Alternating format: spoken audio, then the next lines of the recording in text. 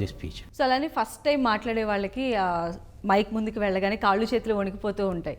So వాళ్ళు ఏం చేయాలంటారు? వాళ్ళకి ఒక మంచి ఇది చాలా కామన్ అండి, కాళ్ళు చేతులు. ఇప్పటికి కూడా నేను స్పీచ్ ఇవ్వబోయే ముందు పోడియం కావాలంటాను. చేతులు ఎక్కడ పెట్టుకోవాలో నాకు ఇప్పటికీ అది నా వీక్నెస్.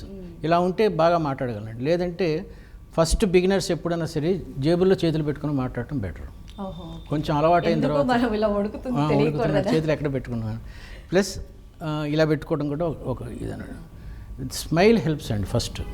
ఆ కాళ్ళు వణకుండా చేతులు వణకుండా స్మైల్ ఉంటుంది అనమాట.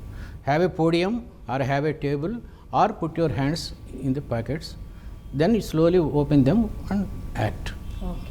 కొంతమంది ఉంటారు గురూజీ, అసలు వాళ్ళు స్టేజ్ ఎక్కి మాట్లాడుతూ ఉంటే అసలు వినాలి అనేటువంటి ఆ ఫీలింగ్ అనేది వస్తుంది. సో ఆ స్కిల్ని ఎలా డెవలప్ చేసుకోవాలి?